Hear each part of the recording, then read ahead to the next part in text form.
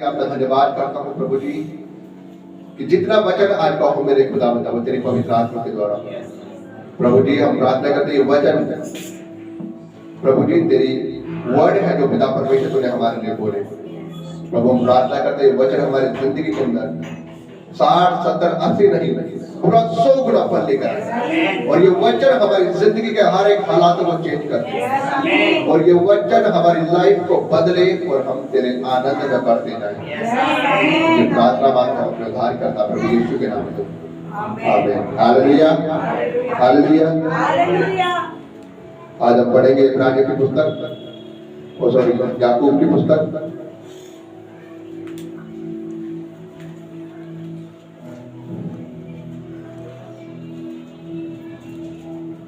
याकूब उसके पहले अध्याय की 12 से हम पढ़ेंगे। याकूब नबी की पुस्तक उसका पहला अध्याय और उसके 12 आयत से हम पढ़ेंगे।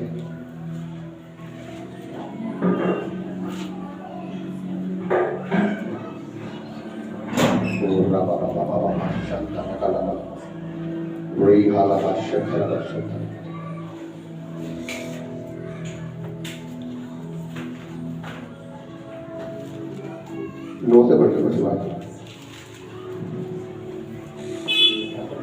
याकूब पर उसके 9 से पढ़ेंगे। दीन भाई अपने सुनिए ध्यान से, आप लोग सब ध्यान से सुनिए ताकि ये जो वचन है ये आपकी लाइफ को चेंज करता है। जब आप इसे सुनते और इसके द्वारा आप अपने जीवन को चलाते हो तो ये वचन जो है वो परमेश्वर के शब्द है, वो आपसे बातें करते हैं। तो आप इसे सुनिए कि परमेश्वर क्या बात कर रहा है। सुनिए। गरीब और अमीर, दीन भाई अपने ऊंचे पद पर घमंड करे और धनवान अपनी नीची दशा पर, क्योंकि वे घास के फूल की तरह जाता रहेगा।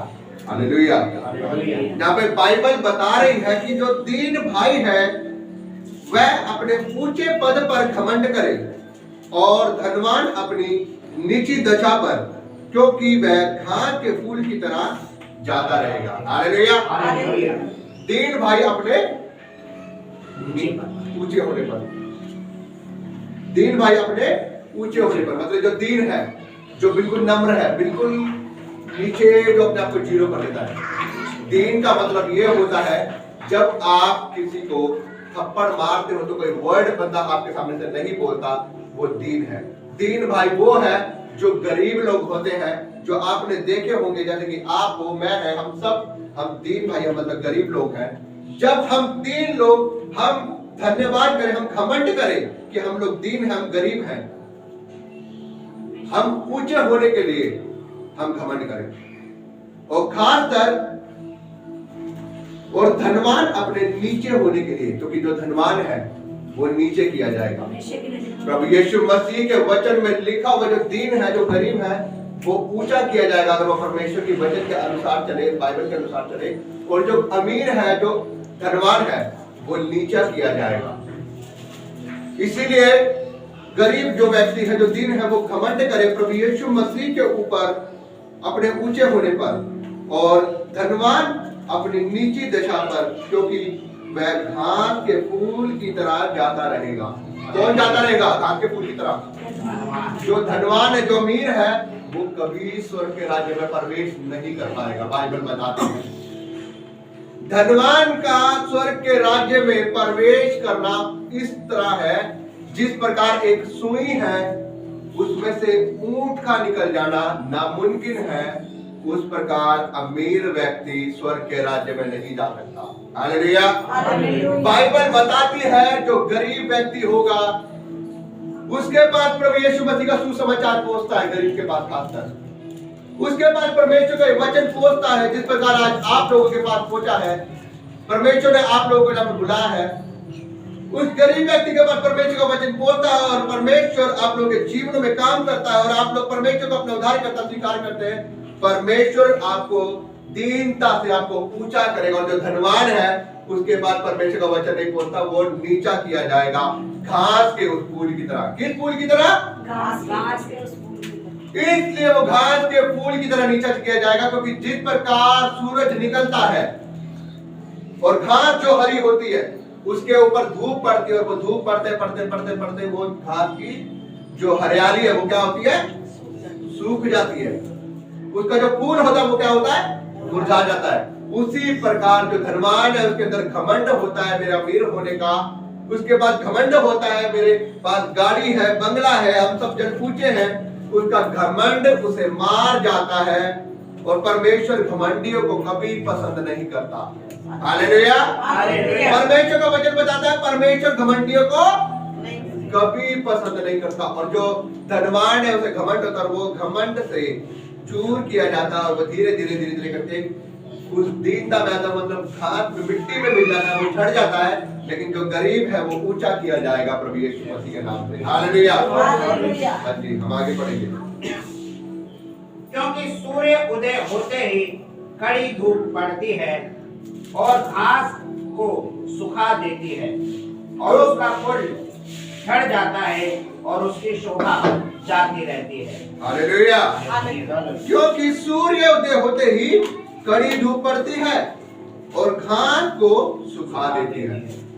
अमीर जब प्रभु यीशु मसीह का राज्य आएगा, जब उसका जलाल आता है, तो अमीर को उसके घमंड से चूर करता है और उसे मिट्टी में मिला देता है, उसकी उस हरियाली को उखाड़ फेंकता है।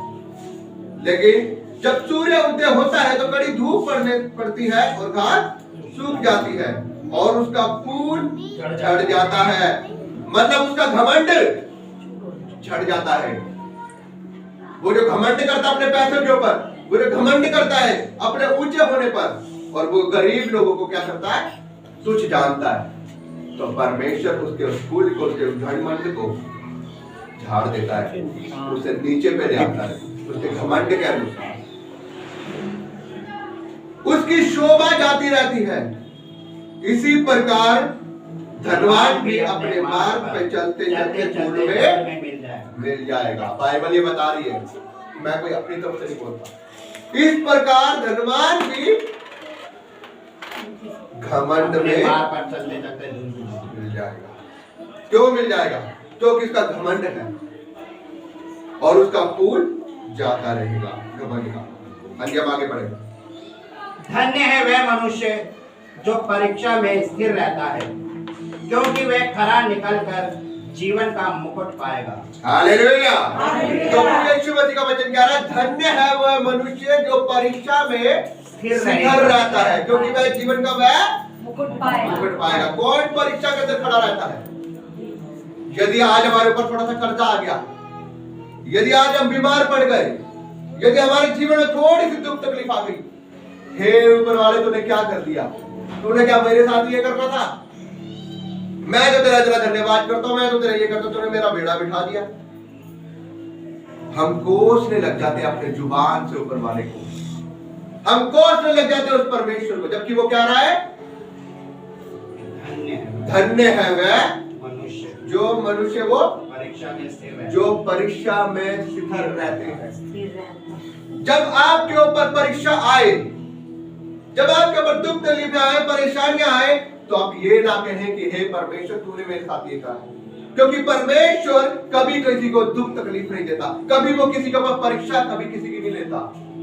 बाइबल बताती है जब बंदे की परीक्षा आती है, उसके खुद की अभिलाषों की वजह से, उसके पापों की वजह से उसके ऊपर वो परीक्षा आती है। जब हम किसी विपत्ति में पड़ते हैं तो परमेश्वर की ओर से नहीं, ऊपर वाले की ओर से नहीं, हम खुद अपनी अभिलाषाओं के करके, क्योंकि ये शरीर जो है इसके अंदर टोटली अभिलाषा भरी हुई है, और हम अपनी अभिलाषाओं के द्वारा हम पाप करते हैं, और पाप की मजदूरी मृत्यु है। हालेलुया।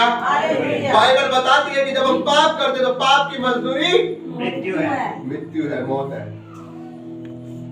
हमारी अभिलाषा है, शरीर की अभिलाषा है। शरीर की अभिलाषा कभी खत्म नहीं होती।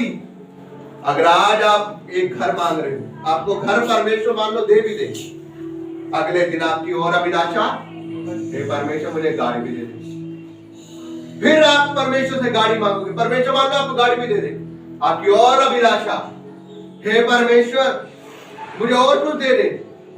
मुझे धन दे दे, दौलत दे दे। इंसान की अभिलाषा कभी खत्म नहीं होती, क्योंकि ये जो शरीर है ये आत्मा के विरोध में है, और आत्मा शरीर के विरोध में बाइबल बताती है। क्योंकि आत्मा जो है वो परमेश्वर से प्रेम करती है, वो परमेश्वर की ओर जाती है, लेकिन जो शरीर है वो अभिलाषाओं की ओर दौड़ता है। आत्मा तो बोलेगी नहीं, आप तो 1 घंटा निकालो परमेश्वर से प्रार्थना कर, परमेश्वर तेरी हर परिस्थितियों में तेरा साथ देगा। आत्मा तो बोलती है आपको कई बारी। जब आप कोई व्यक्ति जो पापी है वो बोलता है कि चलो आज शराब पैक पी ले, उसको 2 व्यक्ति बोलते कि हाँ भाई आप बैठे और शराब पिए, हाँ भाई बैठे अपनी महफिल जमाए। आत्मा तो बोलते नहीं, गलत है, पाप है, लेकिन शरीर क्या बोलता है, छोड़ना यार, एक ही तो लगाना है, एक लगा लेते हैं। वो अपनी अभिलाषा को पूरा करने के लिए एक लगाता है, उसके बाद दूसरा भी होता, तीसरा भी होता, चौथा भी होता, वो बिल्कुल ही डगमगा जाता और लेट जाता है। कहने का मतलब शरीर की जो अभिलाषाएं हैं वो हमारे जीवन में पाप को ऊपर करती है। हम अपने आप को उस पाप की ओर जाने से रोकेंगे जो परमेश्वर बोलता है, क्योंकि आत्मा तो हमें हमेशा अच्छा बोलती है, आत्मा तो हमें हमेशा परमेश्वर की ओर ले जाती है, क्योंकि आत्मा परमेश्वर की ओर, परमेश्वर को वापिस लौट जाएगी। लेकिन जो शरीर है ये मिट्टी है जीजो, और मिट्टी में एक दिन मिल जाएगा। आप इसकी अभिलाषाओं को पूरा करते करते कभी थकेंगे नहीं। आज आप ये कुछ मांगेगा, आप इसे कुछ दे दोगे, कल को फिर ये एक और नई चीज मांगेगा। आप जितना इसे दोगे उतना आपसे मांगता जाएगा, लेकिन इसकी जरूरतें कभी खत्म नहीं होती, कभी खत्म नहीं होती। हाँ जी, क्योंकि वह खरा निकलकर जीवन का मुकुट पाएगा, जिसकी प्रतिज्ञा प्रभु ने अपने प्रेम करने वालों से की है। हालेलुया। क्योंकि वह खरा निकलकर जीवन का वह मुकुट पाएगा, जिसकी प्रतिज्ञा प्रभु ने अपने प्रेम करने वालों से की है। खरा निकलकर, यदि परीक्षा आपके अंदर आ रही है, आपके ऊपर आ रही है, आप कर्जे में गिर रहे हैं, आप बीमारियों में गिर रहे हैं, आप परेशानियों में गिर रहे हैं, आपकी नौकरी छूट चुकी है, आप दुख तकलीफों में पड़ते जा रहे हैं, उस समय आपको कहीं भटकने की जरूरत नहीं। आपने कमरे के अंदर जाना है, बैठना है, घुटने टेकने हैं और बोलना, हे परमेश्वर तू ही मेरा उद्धार करता है। प्रभु तेरे वचन में लिखा है कि मेरे धर्मी जन के ऊपर कोई विपत्ति ना आएगी।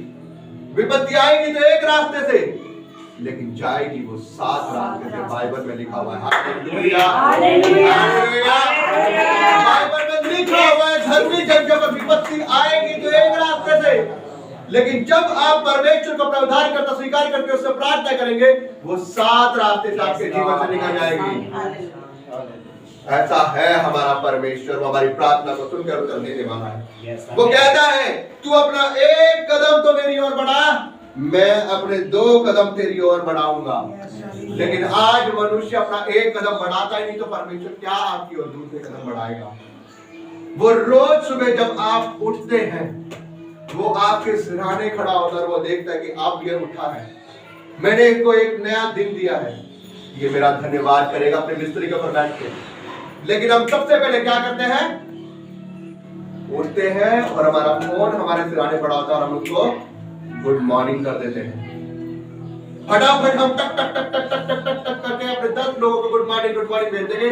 लेकिन जो हमारा परमेश्वर हमारे सिरहाने खड़ा हुआ है, जिसने हमें एक नया दिन दिया है, हमारे पास बिल्कुल समय नहीं होता धन्यवाद करने के लिए। परमेश्वर कहता है मैं किसी फल का भूखा नहीं, मैं किसी अगरबत्ती का भूखा नहीं, मैं सच्चा परमेश्वर हूँ, मैं जीवित परमेश्वर हूँ, और मैं सिर्फ आपके दिल का धन्यवाद चाहता हूँ। Hallelujah, hallelujah. यीशु मसीह का वचन कहता है कि मैं सच्चे आराधकों को ढूंढता हूँ और मैं धन्यवाद की भेंट को चाहता हूँ आपके जीवन से। सिर्फ परमेश्वर कुछ नहीं चाहता आपसे, वो धन दौलत नहीं चाहता आपसे, वो कोई भेंट नहीं चाहता कि आप जाते हो और चढ़ा के आ जाते हो। वो चाहता है कि तू सिर्फ घुटनों पे आ और बैठ कर बोल, प्रभु मैं तेरा धन्यवाद करता हूँ कि तूने मुझे आज का एक और नई दिन दिखाई है, तूने मेरे घर को सही सलामत रखा है, तूने मेरे बच्चों को संभाला है, तूने मुझे अच्छा भोजन दिया है और मेरी हर एक जरूरतों को तूने पूरा किया है। मैं तेरा धन्यवाद करता हूँ परमेश्वर। परमेश्वर कह रहा मैं तेरे धन्यवाद को कबूल कर कर तेरे जीवन में रंग भरने वाला तेरा परमेश्वर हूँ। Hallelujah, hallelujah, hallelujah. हाँ जी, वो कह रहा है कि मैं आपको जो विपत्तियों के समय भी जो कुड़कुड़ाए ना और मेरे भय में चले, मेरे साथ बना रहे, मैं उनको जीवन का वह मुकुट दूंगा और वो उस मुकुट को पाकर उस आशीष को पाएगा। आगे आगे, जब किसी की परीक्षा हो तो वह ये ना कहे कि मेरी परीक्षा परमेश्वर की ओर से होती है। Hallelujah, hallelujah. जब किसी की परीक्षा हो तो वो ये ना कहे कि मेरी परीक्षा परमेश्वर की ओर से है, क्योंकि परमेश्वर कभी किसी की परीक्षा नहीं करता। जब किसी की परीक्षा हो तो वो ये ना कहे कि हे ऊपर वाले तूने मेरे साथ कर दिया, तू मेरे घर में ये दुख तकलीफ लिया, तूने मेरा एक्सीडेंट करवा दिया, तूने मेरे घर में कर्जा दिया, तूने मेरी नौकरी छुटवा दी, तूने मेरे बच्चे को बीमार कर दिया। आप ये ना बोले परीक्षा आने पर, क्योंकि परमेश्वर कभी किसी के ऊपर परीक्षा नहीं लेकर आता। परमेश्वर इंसान को हमेशा प्रेम करता है, हमेशा उसको आशीष देता है, लेकिन इंसान खुद अपने जीवन में परीक्षा लेकर आता है। आप सुने बाइबल क्या कहती है। हाँ जी, हाँ जी, बोलिए आगे, चलिए आगे। क्योंकि ना तो बुरी बातों से परमेश्वर परीक्षा हो सकती है और ना ही वह किसी की परीक्षा आप करता है। हालेलुया, परमेश्वर क्या कह रहा है? क्योंकि ना तो बुरी बातों से परमेश्वर की परीक्षा हो सकती है और ना प्रत्येक व्यक्ति अपनी और ना वह किसी की परीक्षा आप किसी की परीक्षा आप करता है। Hallelujah, hallelujah. ना तो परमेश्वर किसी की बुरी बातों से परीक्षा करता है और ना वह आप किसी की परीक्षा करता है। यहाँ पर बाइबल में लिखा है, परंतु प्रत्येक व्यक्ति अपनी अभिलाषाओं में खिंचकर और अपनी परीक्षा में पढ़ता है। Hallelujah, hallelujah, hallelujah. परंतु प्रत्येक व्यक्ति अपनी ही अभिलाषाओं से खिंचकर और फंसकर परीक्षा में पढ़ता है। आप ध्यान से सुनिएगा इस वर्ड को। परमेश्वर आप लोगों से बातें कर रहा है।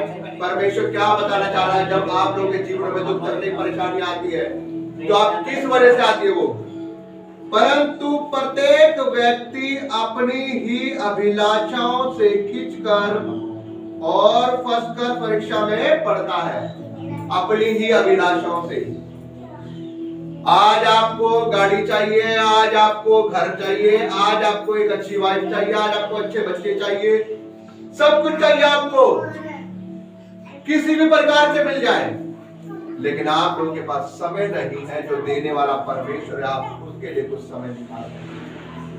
आप लोग जाते हैं, चाहे आप लोग कहीं भी जाते हो, मंदिर में, गुरुद्वारे में, कहीं में भी आप लोग जाते हैं, घुटने देखते हो और बस घंटी बजाते हो, बस बोल देते हैं, हे परमेश्वर मुझे ये भी दे दे, ये भी दे दे, ये भी दे दे, ये भी दे दे, ये भी दे दे। क्या करते हैं? ये भी दे दे, बच्चा भी दे दे, ये भी दे दे, ये भी दे दे, ये भी दे दे। परमेश्वर होता ओके, तूने मेरे लिए क्या किया है? तूने मेरे लिए क्या किया है? परमेश्वर आपसे पूछे, मैं तो तुझे गाड़ी भी दे दूंगा, मैं तेरे घर में शांति भी भर दूंगा, मैं तेरे बच्चों को अच्छा भी बना दूंगा, पढ़ा लिखा भी दूंगा, अच्छी नौकरी भी दे दूंगा। तूने मेरे लिए क्या किया है जो मैं तेरे लिए कुछ करूं? है कोई हमारे पास वर्ड? परमेश्वर ने तो हमें ये जीवन के साथ दे दिए हुए बहुत है, लेकिन हमारे पास समय नहीं है उसका धन्यवाद करने।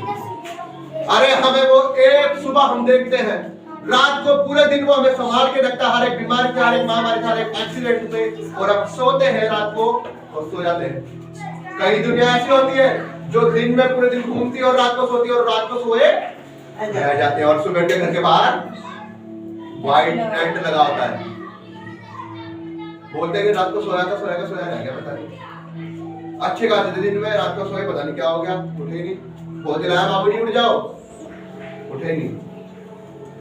परमेश्वर इंसान को पूरा दिन देता है, अच्छा रखता है, रात को सुलाता भी अच्छा है, और एक नया दिन देता है, लेकिन इंसान के पास इतना समय नहीं होता कि हे परमेश्वर, तूने मुझे अच्छा दिन दिया, मैं उसके लिए तेरा धन्यवाद करता हूं। प्रभु यीशु मसीह कहता है कि मैं तेरे नजदीक खड़ा हूं, तेरे दिल के दरवाजे खटखटाता हूं, जो अपने दिल का दरवाजा खोल कर उसके अंदर प्रवेश करना चाहता हूं। लेकिन जब हम अपने दिल के दरवाजे को खोलते नहीं तो परमेश्वर कहां से हमारे दिल के अंदर आएगा? हमने अपने दिल के दरवाजे तो बंगलों से, गाड़ियों से, अपनी तमाम जरूरतों से, अभिलाषों से भर रखे हैं, तो परमेश्वर हमारे दिल के अंदर कहां से आएगा? परमेश्वर खड़ा रहता है आपके द्वार पे रोज, और वो रोज देखता है। जब जिस समय आप मेट्रो के अंदर कहीं भी जा रहे होते ना, परमेश्वर सोचता है अब तो मुझसे बातें करे, अब तो दिल खाली है, अब तो मुझसे बातें करेगा, अब तो मेरा धन्यवाद करेगा, मैं इससे कुछ बातें करूंगा, अपनी कुछ इसे बताऊंगा और ये कुछ अपनी मुझे बताएगा, ताकि हम दोनों जने सलाह मशवरा करके मैं तेरे जीवन में बड़ा काम करूं। लेकिन उस समय भी हम कीमती अपना समय जो खाली वाला होता है उनको दे देते हैं। फिर चलो भाई फोन चला लिया, फिर कुछ समय बचता है, फिर परमेश्वर बोलते चलो भाई अब तो धन्यवाद करेगा मेरा, फिर हमारा टीवी भाई साहब चालू हो जाता है। पूरा दिन करते करते करते करते करते करते रात होती है, फिर हम सो जाते हैं। पूरा दिन हमारा रोज की ये दिनचर्या है, और एक दिन हम जैसे जैसे दिन निकलते जाते हम लोग बुढ़े हो जाते हैं और बस इस दुनिया से चलो बस। लेकिन जो हमारी रूह है ना अजीजों, जो हमारे इसके अंदर आत्मा है, उसका लेखा होगा मोटे पर। बाइबल में लिखा है आपके मुंह के वर्ड भी जो आप किसी व्यक्ति से बोलते हो, किस प्रकार से बोलते हो, उसका भी मैं लेखा करूंगा। मैं तेरे चाल चलन के अनुसार, तेरे पहनावे के अनुसार, तेरे बोल चाल के अनुसार मैं तेरा लेखा लेने वाला तेरा परमेश्वर यहोवा। जब हम किसी व्यक्ति को किस नजर से देखते हैं कि ऐसा हमारा स्वभाव है, कैसे कैसे वर्ड हम बोलते हैं, हर एक चीज का लेखा होगा। प्रभु यीशु मसीह कहता है, सब प्रभु यीशु मसीह की सबसे बड़ी आज्ञा है बाइबल की, जिस प्रकार मैंने तुमसे प्रेम किया है, तुम पूरी दुनिया से अपने पड़ोसियों से प्रेम करो। कौन है हमारा पड़ोसी? क्या हमारे बगल में रहने वाला? नहीं। सबसे पहले हमारा पड़ोसी वो है जो हमारी फैमिली में रहता है, चाहे वो आपके हस्बैंड हो, आपके बच्चे हो, आपकी बहन हो, कोई भी हो, आपका सबसे पहले आपका पड़ोसी है। जब आपकी अपनी बहन से अच्छी नहीं बन रही, जब आपके हस्बैंड से अच्छी नहीं बन रही, आपके बच्चों से अच्छी नहीं बन रही, आपके माँ बाप से, आपके सास से, आपके ससुर से अच्छी नहीं बन रही, तो आप बाहर वाले पड़ोसी से कैसे अच्छे बनोगे? और आपके मुंह के वर्ड आपके ऊपर श्राप लेकर आते हैं, जो आपके जीवन में दुख तकलीफें आती है। आपके मुंह के वर्ड, जैसे आप अपने मुंह से तीखे वर्ड निकालोगे, वैसे आपके वर्डों का लेखा लिया जाएगा। प्रभु यीशु मसीह का वचन बोलता है, ये जो तेरी जीभ है, ये एक विषाली जीभ है, इससे तू इंसान को आशीष देने के लिए मैंने बनाया है। ये वर्ड ही तेरे को ऊंचा कर देंगे और ये वर्ड ही तेरे को नीचे गिरा देंगे। जब तू इसे आशीष के लिए इस्तेमाल करेगा, कोई बोले दीदी जी नमस्ते, आपने बोला नमस्ते, परमेश्वर आपको आशीष दे। कोई आपको गाली बक रहा है, आपने सीधा होकर ये बोलना, परमेश्वर तुझे आशीष दे, तुझे ब्लेस करे। आपने किसी को भी इस जीभ से गलत वर्ड नहीं बोलना, आपने किसी से इस जीभ से किसी को श्राप नहीं देने। यदि आप इसे श्राप दोगे तो जैसा आप बोते हो वैसा आप काटते हो। ये बाइबल की बात है, लेकिन बड़े बुजुर्ग आज बोल रहे हैं, जैसा आप बोते हो वैसा हम काटते हैं। ये बात बड़े बुजुर्ग बोलते हैं, लेकिन ये बाइबल में लिखा हुआ है बात। जो आज हम अपने मुंह से बोलेंगे वो आज बोलेंगे। जैसा हम किसी व्यक्ति के साथ करेंगे वैसा हमारे साथ परमेश्वर अपने वचन से हमसे बात करेगा। आगे आगे। फिर अभिलाषा गर्भवती होकर पाप को जनती है, और पाप जब बढ़ जाता है तो मृत्यु को उत्पन्न करता है। फिर अभिलाषा गर्भवती होकर पाप को जन्म देती है। हालेलुया। फिर अभिलाषा गर्भवती होकर पाप को जन्म देती है। शरीर की अभिलाषा गर्भवती होकर, जब हमें चाहिए कि गाड़ी भी चाहिए, घर भी चाहिए, बच्चों के लिए अच्छी नौकरी भी चाहिए, आपकी अभिलाषा बढ़ती जा रही, फिर आप सोचेंगे पड़ोसी तो ये भी ले आया, ये भी ले आया, ये भी ले आया, हम क्यों लाते? फिर आपकी अभिलाषा बढ़ते बढ़ते बढ़ते बढ़ते आपके जीवन में पाप उत्पन्न होता है, क्योंकि बाइबल बताती है जहां पैसा होता है वहां पाप होता है। जहां पैसा होता है वहां पाप होता है, क्योंकि जहां पैसा होगा आपको कमाई करने की जरूरत नहीं है, आपके खर्चे बढ़ेंगे, हर वो बुरी नत लगेगी। क्योंकि जो भी जितने लोग आज अमीर हैं, आपने देखा होगा बड़े बड़े जो फिल्म इंडस्ट्री के लोग हैं, शाहरुख खान का लड़का भी थोड़े दिनों में पकड़ा गया था ना बाहर ड्रग्स करते हुए, उसकी लड़की भी पहले पकड़ी गई थी। जितने भी बड़े बड़े फिल्म इंडस्ट्री है सब आज गलत कामों में लगे हैं, कोई नशा कर रहा है, कोई कुछ कर रहा है। एक फिल्म इंडस्ट्री का एक हीरो है, उसका मेरे को नाम पता नहीं है, जिसने 40 में जगह खरीदी थी, वो भी ड्रग करते हुए पीते हुए मारा गया। उसकी जो सहेली थी, मतलब जो उसकी गर्लफ्रेंड थी, उसने उसको मरवा दिया। तो कहने का मतलब जहां पैसा है वहां पाप होता है।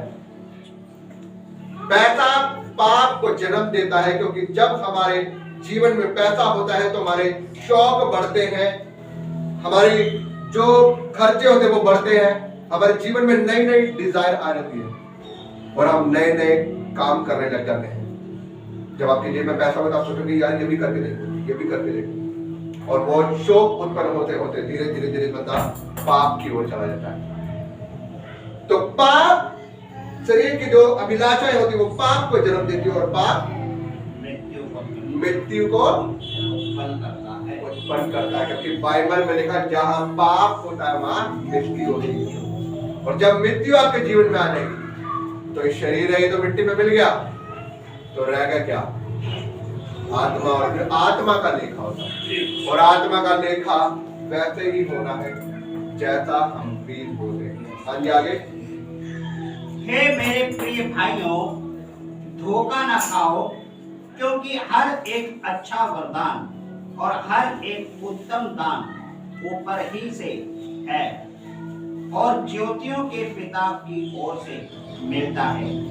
उसमें ना तो कोई परिवर्तन हो सकता है और ना अदल बदल के कारण उस पर छाया पड़ती है। हालेलुया। हालेलुया। बाइबल कर रहे हैं मेरे प्रिय भाइयों, धोखा ना खाओ, क्योंकि हर एक अच्छा वरदान और हर एक उत्तम दान ऊपर ही से होता है। किसकी ओर से होता है? ऊपर ही से होता है।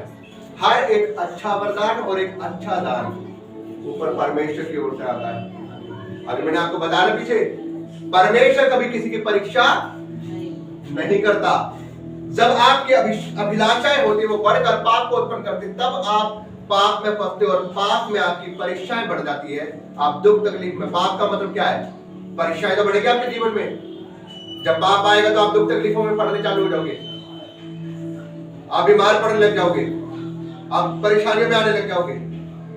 वो पाप के द्वारा होते हैं, और पाप परमेश्वर कभी किसी की परीक्षा नहीं करता। लेकिन बाइबल में लिखा हुआ जो उत्तम उत्तम दान आते हैं वो ऊपर की ओर से आते हैं, परमेश्वर की ओर से।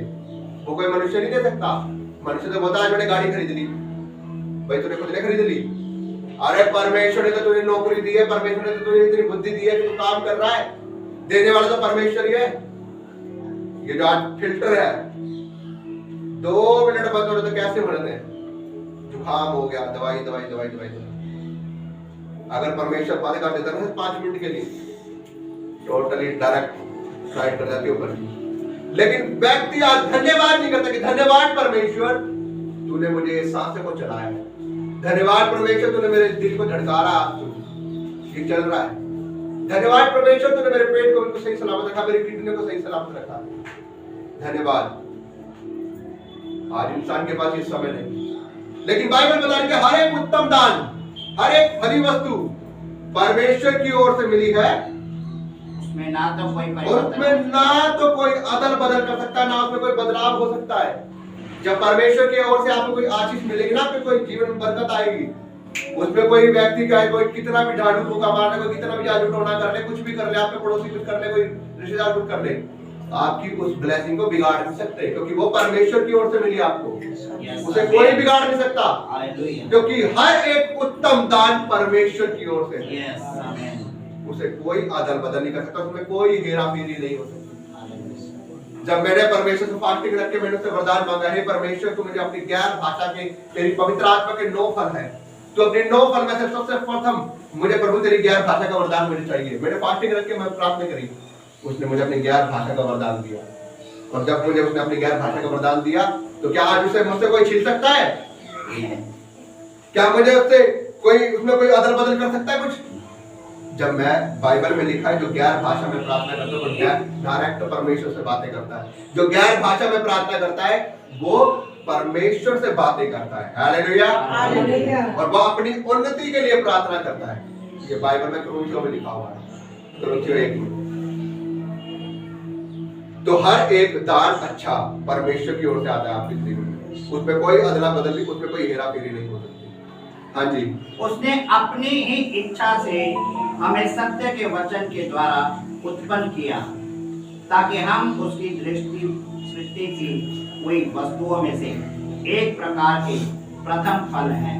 हालेलुया। उसने अपनी ही इच्छा से हमें सत्य के वचन के द्वारा उत्पन्न किया ताकि हम उसकी सृष्टि की हुई वस्तुओं में से एक प्रकार के प्रथम फल हो। उसने अपनी ही इच्छा से हमें, हम अपनी मर्जी से नहीं आए इस दुनिया में, हमारे माँ बाप ने लेकर आए, हमारे माँ बाप को भी उसने पैदा किया है। उसने अपनी ही इच्छा के सत्य के वचन के द्वारा हमें उत्पन्न किया ताकि हम उसकी सृष्टि की हुई वस्तुओं में से प्रथम फल हो। मतलब प्रथम फल हम परमेश्वर के हैं।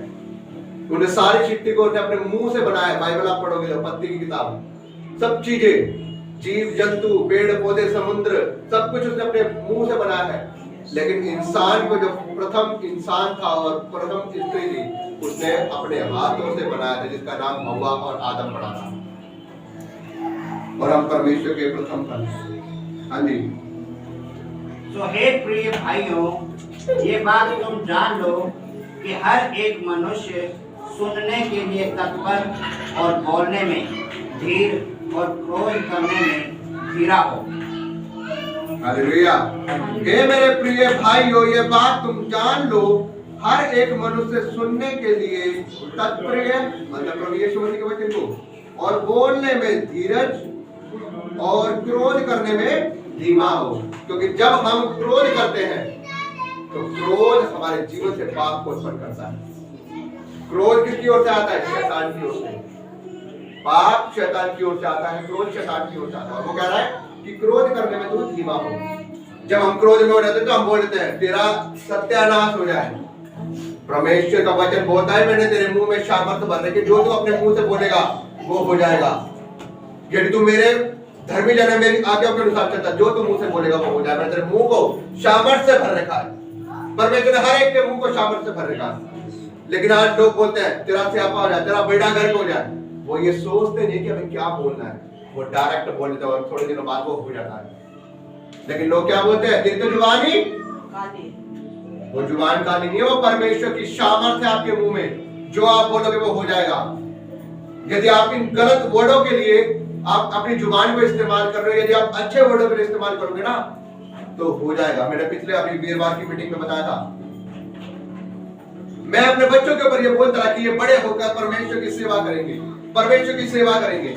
मैं रोज उनके ऊपर ये घोषणा किया करता था कि मेरा बड़ा लड़का ये बड़ा होकर परमेश्वर की सेवा करेगा, सेवा करेगा, सेवा करेगा, ये ढोलकी बजाएगा, ये परमेश्वर के साथ बजाएगा। और आज जैसे जैसे वो बड़ा हो रहा, परमेश्वर की ढोलकी बजा रहा है, मैं नहीं बोलता, वो अपने आप बोलता है। क्योंकि जो हम अपने मुंह से बोलेंगे वो होगा। यदि आप अपने बच्चों के सर के ऊपर रोज सुबह हाथ रख के बोलोगे ना, जो आप चाहते हो ये बने, आप डेली बोलो अपने मुंह से, इसके सर के ऊपर हाथ रखकर कि परमेश्वर मैं ये चाहती हूँ ये डॉक्टर बने, ये डॉक्टर बने, मेरे दिल की ख्वाहिश है ये डॉक्टर बने। आप रोज सुबह उठो और बोलो परमेश्वर ये तेरे नाम से डॉक्टर बन रही है, ये तेरे नाम से डॉक्टर। जो आप अपने मुंह से घोषणा करोगे वो आपके लिए हो जाएगा यीशु मसीह के नाम से। Hallelujah, hallelujah, hallelujah. क्योंकि प्रभु यीशु मसीह का वचन बोलता मैंने तेरे मुंह को सामर्थ से भर रखा है। जो तो अपने मुंह से विश्वास करे और बोले कि प्रभु यीशु तेरे नाम से ये हो चुका है, हो जाएगा। यदि आप विश्वास करें कि मेरी बीमारी जा रही है और आप बोले कि प्रभु यीशु, ये विश्वास करें कि प्रभु यीशु मसीह मेरी ये बीमारी चली गई है, आपके जीवन में तो वो बीमारी चली जाएगी। Hallelujah, hallelujah. आपके पीछे जो अंकल आ रहे हैं, वो बैठे हुए हैं, उनके पैरों में देखो घाव है, और जब वो यहाँ पर आए थे वो बिल्कुल मैं इंसान के समान थे।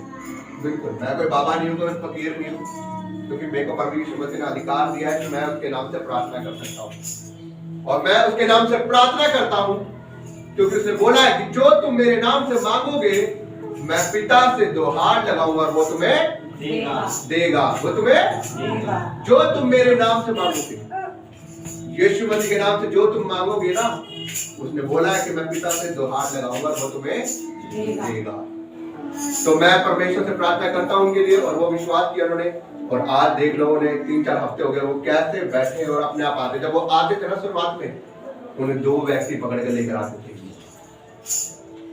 वो बिल्कुल खत्म की तादाद में थे, लेकिन परमेश्वर के जीवनों में काम कर रहा है। ये परमेश्वर का हम धन्यवाद करते हैं। Hallelujah, hallelujah, hallelujah. हाँ जी, आगे। क्योंकि मनुष्य का क्रोध परमेश्वर के धर्म का निर्वाह नहीं कर सकता। क्योंकि मनुष्य का क्रोध परमेश्वर के धर्म का निर्वाह नहीं कर सकता। मनुष्य का क्रोध परमेश्वर के धर्म का निर्वाह नहीं कर सकता। मैं आपको बता रहा हूं, जब आपने कुछ भी बोलना है तो सोच समझ के बोलिएगा, क्योंकि बाइबल में साफ लिखा है जो आप बोगे वो आप काटोगे। यदि आज आप अपनी जुबान से किसी को श्राप देते हो तो आपके जीवन में ऑटोमेटिकली श्राप आने स्टार्ट हो जाएंगे। आप ये ना सोचेगा कि कुछ नहीं होगा।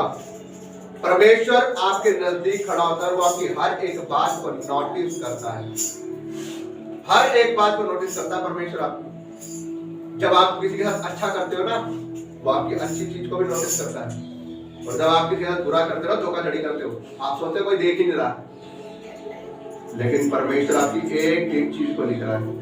किससे आपने पैसों में धोखाधड़ी करी, किसके साथ आपने अन्याय किया, किसके पैसों में से आपने हक मारा, किस अपने साथ के साथ, किस अपने बेटे के साथ, किस अपनी बहू के साथ आपने बुरा किया। परमेश्वर एक एक चीज आपके नोटिस कर रहा, और वो उसका लेखा आपके करने के अनुसार देगा। Hallelujah, hallelujah. हाँ जी, इसलिए सारी मलिनता, इसलिए सारी मलिनता और बैर भाव की बढ़ती को दूर करके उस वचन को नम्रता से ग्रहण कर लो जो हृदय में बोया गया और तुम्हारे प्राणों का उद्धार कर सकता है। Hallelujah, hallelujah.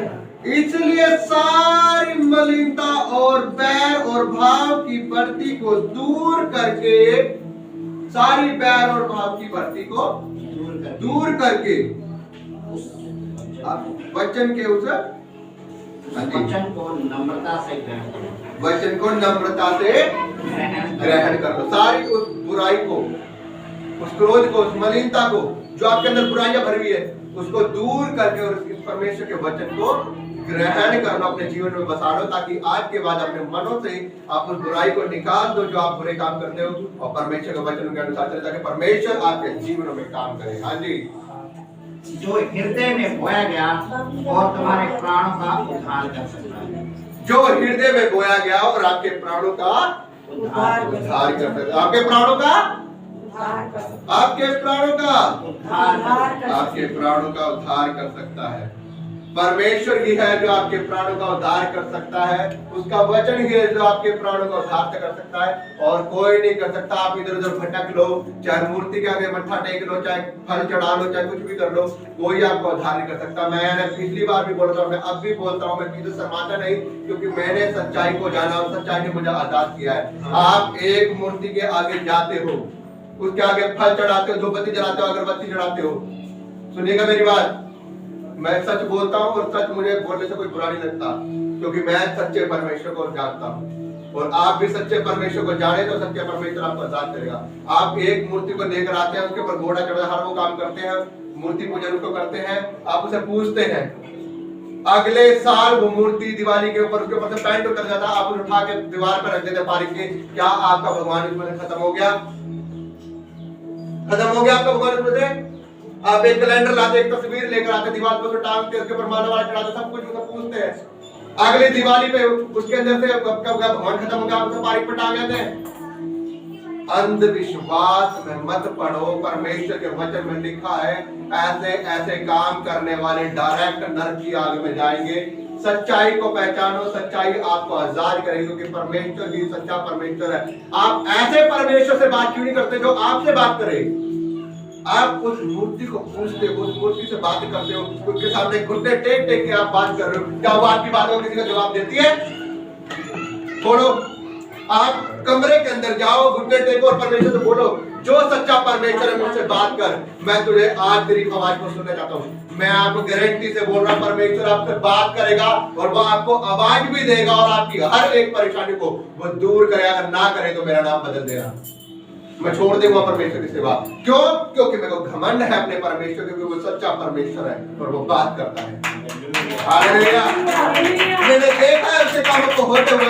जब मैं किसी परेशानी में पड़ता हूँ, जब मैं किसी परेशानी में, किसी दिक्कतों में पड़ता हूँ, तो मैं उसके सामने घुटने टेकता हूँ। मैं किसी मूर्ति के आगे घुटने नहीं टेकता। मैं सच्चे परमेश्वर के सामने घुटने टेकता हूँ, मैं उससे मांगता हूँ और मेरी उसी समय वो मदद करता है। उसी समय मेरे साथ अब तक कम से कम 50 बारी हो चुका है, जब मेरे पास पैसे नहीं होते और मेरे घर में शाम के टाइम खर्चा नहीं होता, मैं परमेश्वर से बोलता हूँ, परमेश्वर आज रात का खर्चा कैसे चलेगा? परमेश्वर बोलता है मेरे कान में कि अब तक तू मुझसे बोल रहा है ये बात, अरे हर बार तो मैं तेरी खाने की आवश्यकता को पूरा करता हूँ, तो अब भी ये बात मुझसे बोल रहा है। उसी समय मैसेज आता टनिंग 20,000, 2,000, 2,500, 3,000 मेरी कंपनी से उसी समय पैसे आ जाते हैं। जो हम माल बनाते हैं, कंपनी का फैक्ट्री है मेरी, जो हम माल फैक्ट्री का बनाते हैं।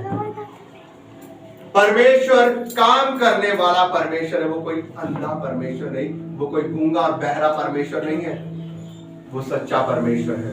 मैं आपको ये बोलना चाहता हूं, अगर आपके मन पे ये बात लग रही हो मेरी, आप सच्चाई को जानो। बाइबल में लिखा सच्चाई आपको आजाद करेगी। सच्चाई आपको आपको पता तो नहीं लगता। आप एक दिवाली पे कैलेंडर ले आते हैं, आप एक दिवाली पे मूर्ति ले आते हैं, उसे सजाते संवारते हैं। आपके घर में जो आपको परमेश्वर ने आशीष दी है, काम पे से जो बरकतें आपको दी है, आप वो पैसे लेकर आते हैं और आप उसके घुटनों पे रख देते हैं और आपसे पूजा करते हैं उससे। और जब अगली दिवाली पर उसका रंग उतर जाता है तो आप उसे उठा के दीवार पे रख जाते हैं। क्या आपके दिमाग में जरा सी भी सोच नहीं है क्या ये आपका परमेश्वर है जिसे आप उठा के दीवार पर रख देते? आपके लिए आपका परमेश्वर खत्म हो गया? समझ से काम लो। परमेश्वर ने आपको बुद्धि दी है, उसके वचन में लिखा है जिसको बुद्धि की घटी है वो मुझसे मांगे, मैं उसे उद्धारता से दूंगा। अपनी बुद्धि जिसको बुद्धि की घटी है वो मुझसे मांगे, मैं उसे उद्धारता से दूंगा। परमेश्वर बोलता है।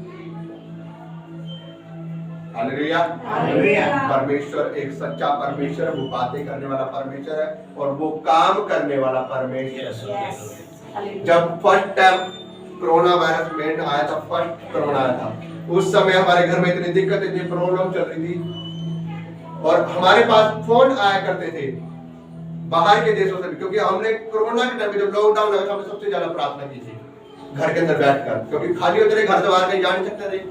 प्रार्थना में बाहर से यूट्यूब पे हमारे चैनल लोग देख देख के मैं फोन करा करते रहे, हम प्रार्थना किया करते रहे और लोग कोरोना वायरस से आजाद हुए थे उस बीमारी से। हालेलुया। लोग गवाहियां देते थे हमें फोन कर करके कि भाई मैं आपका धन्यवाद करता हूँ, पर यीशु मसीह ने जिसके नाम से आप प्रार्थना करते हो उसने मुझे चंगा कर दिया है। हालेलुया। तो कहने का मतलब यह है कि मुझे मत देखना, मैं कोई बाबा नहीं हूँ, मैं कोई तांत्रिक नहीं हूँ। मेरे को परमेश्वर एक वर्ड दिया है कि जो तू मेरे नाम से मांगेगा उसे मैं परमेश्वर से बोलूंगा और वो तुम्हारे जीवन में कर देगा। वो परमेश्वर आपकी प्रार्थना को भी सुनता है, वो आपसे भी बातें करता है, वो आपसे भी प्रेम करता है, क्योंकि बाइबल में साफ लिखा जाता है, ये देखिए पढ़िए आप, क्योंकि जो परमेश्वर ने जगत से ऐसा प्रेम किया कि उसने अपने एक लौते पुत्र को भेज दिया ताकि जो कोई इस पर विश्वास करे वह नाश ना होगा परंतु अनंत जीवन पाएगा। प्रभु यीशु मसीह साहब बोलता है जो मुझ पर विश्वास करेगा वो नाश ना होगा बल्कि अनंत जीवन पाएगा। प्रभु यीशु मसीह आप लोगों से बहुत प्रेम करता है और उसने आप लोगों के लिए कोड़े खाए, वो क्रूस के ऊपर मरा, अपना जान दे दी और तीसरे दिन वो जी उठा था और वो आज भी जिंदा है। वो आप लोगों से बातें करता है, आप लोगों के साथ है।